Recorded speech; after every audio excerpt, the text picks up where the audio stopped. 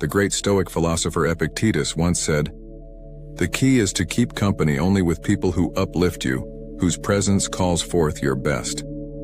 You've probably heard the saying, "You're the average of the 5 people you spend the most time with."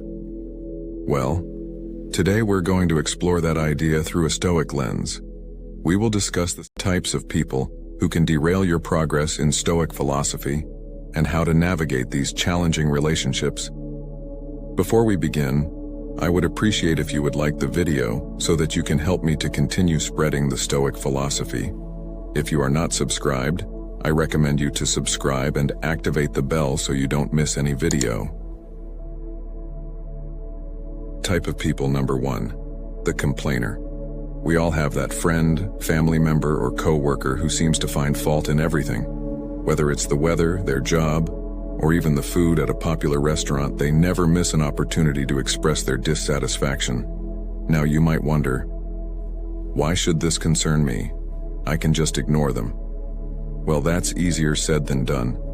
Consistent exposure to such negativity has a draining effect on your mental well-being. It's akin to a leaky faucet, slowly depleting your reservoir of emotional energy. Stoicism teaches us to focus on actionable solutions instead of dwelling on problems. For example, imagine you're collaborating on a project with someone who is a perpetual complainer. Each meeting turns into an exhausting session of complaints without any constructive dialogue. The impact? The team's morale declines, you're sidetracked from finding actionable solutions, and you'll likely find yourself increasingly disenchanted with the project, and possibly even life in general.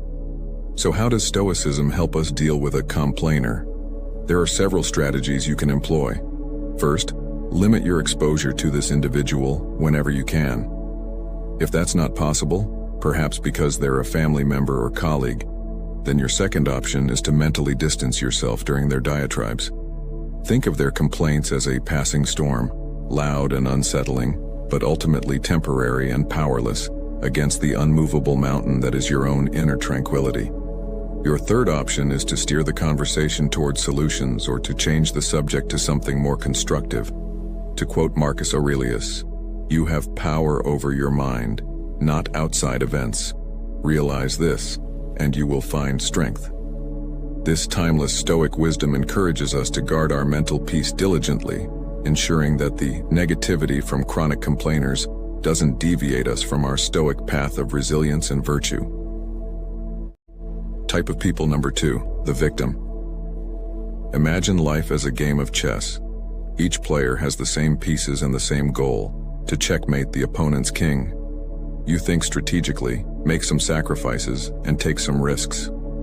The victim, however, blames the board, the pieces, or even their opponent for every poor move they make. In their eyes, they're perpetually in checkmate, not because of their choices, but because of some external force working against them. Their narrative is a never-ending tale of woe, with themselves cast as the helpless protagonist. "I can't get ahead in my job because my boss dislikes me," or "I can't get fit because I have bad genetics." Now, it's crucial to note that some people face genuine hardships and systemic issues. However, the victim we're discussing uses their predicament as a permanent excuse, refusing to take any responsibility for their actions, or lack thereof. You might find yourself entangled in their storyline, perhaps as the supporting character who constantly needs to rescue them. Let's say you've spent countless hours listening to a friend blame their endless string of failed relationships entirely on their ex-partners. Not only does this suck up your time, but it can also subtly encourage you to adopt a similar victim mindset in your own life. So, what's your move when dealing with a victim? It might be tempting to become their savior, offering endless advice and emotional support. But the Stoics would caution against this. They'd recommend drawing a firm boundary to protect your own mental state. You could employ a technique known as compassionate detachment. Show empathy and kindness, but don't try to rescue them from situations they need to navigate themselves. Offer a listening ear, but refrain from becoming their perpetual problem solver. Marcus Aurelius once said, "The best revenge is to be unlike him who performed the injustice." If you find yourself sucked into the victim's narrative, resist the urge to become one yourself. Take control of your own game board, make your moves, and remember, in the chess game of life, being perpetually in checkmate is often a choice, not a fate. Keep your pieces moving forward, make strategic sacrifices when necessary, and play not for revenge or pity but for growth and wisdom. Type of people number 3, toxic positivist. You know this person. They're always exuding sunshine, rainbows, and endless streams of emojis. They're the ones telling you to just be happy when you're going through a difficult period, dismissing your feelings and experiences with a flippant wave of glittery optimism. Imagine your life as a garden. There are flowers, but there are also weeds and pests. A toxic positivist, however, insists on ignoring anything that isn't a blooming rose. Got aphids on your leaves? Just focus on the flowers. Don't let negativity into your garden, they'd say. While it sounds uplifting, their approach can make you feel invalidated and disconnected from reality. Suppose you're going through a tough breakup. You're sad, confused, and seeking some emotional balance. The toxic positivist's advice?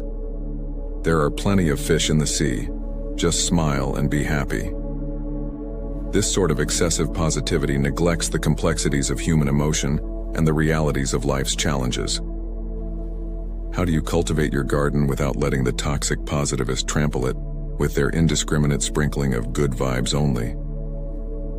One strategy is to engage them in a discussion that embraces both light and shadow. If they say, "Look on the bright side, at least you have your health," you could reply, "Yes, I'm grateful for my health, but it's also okay for me to feel upset about this specific issue.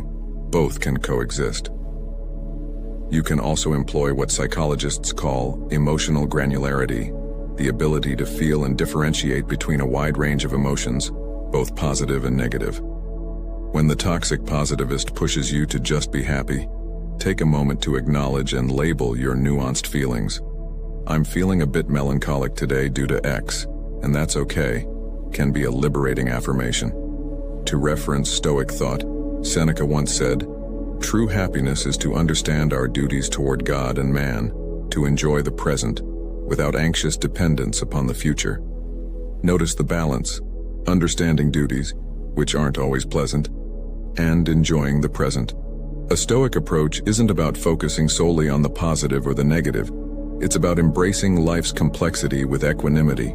So the next time the toxic positivist sprinkles their confetti on your carefully tended garden, take a step back. Remember, a garden needs both sunshine and rain to flourish.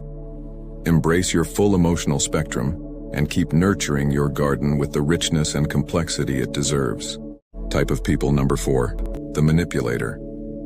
Picture your life as a movie script. You're the main character, and you have an idea of how your story should unfold, where the twists are, who your allies and mentors are, and what your final act looks like.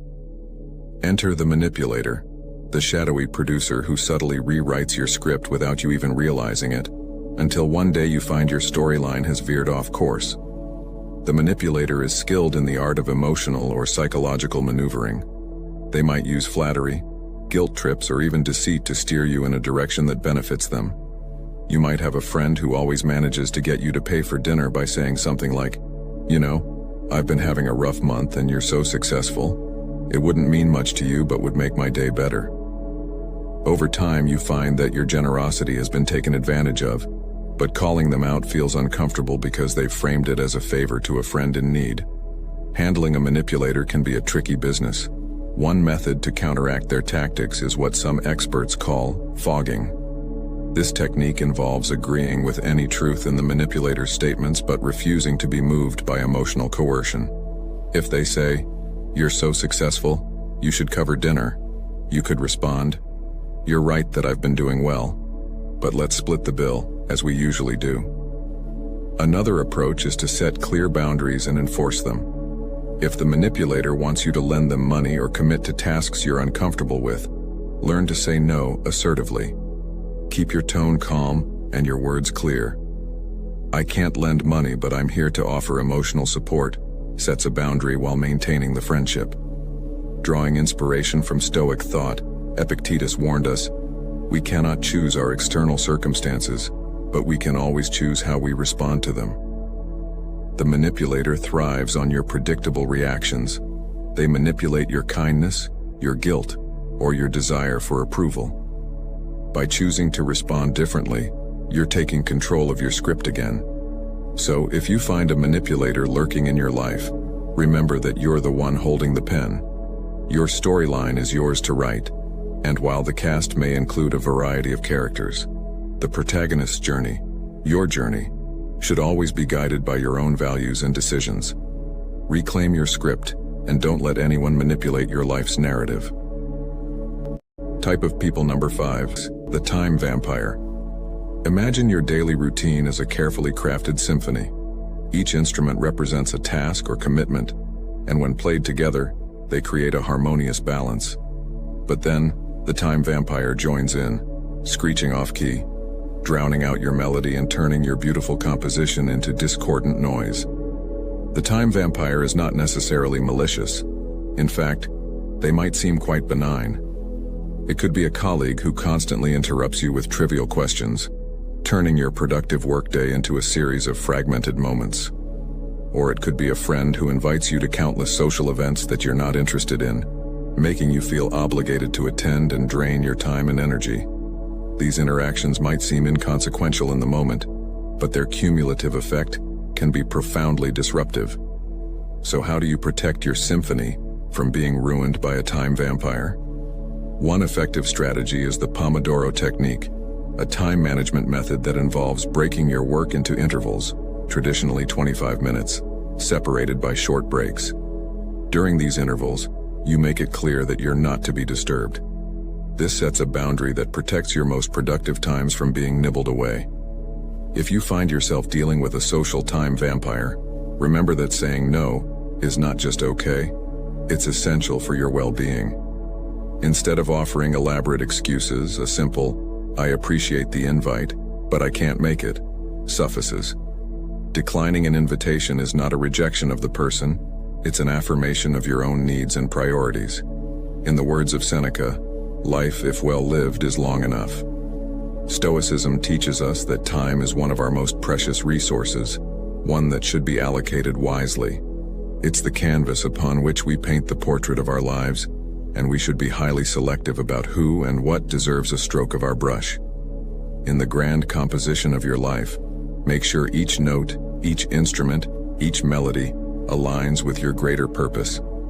Don't let the cacophonous intrusion of a time vampire throw your symphony into disarray. Hold the baton firmly and conduct your life with purpose, ensuring that every moment is a note well played in your harmonious masterpiece. As we reach the finale of today's exploration into the characters who can derail our path toward stoic resilience and wisdom, let's not forget that self-awareness is key. It's easy to recognize these types in others, but the more challenging and enlightening task is to look within. Are you perhaps unintentionally playing one of these roles in someone else's life? Remember, Stoicism isn't just about navigating the world, it's also about understanding and improving ourselves. If today's discussion has sparked a realization, an epiphany, or even just a bit of introspection, I'd love to hear from you in the comment section.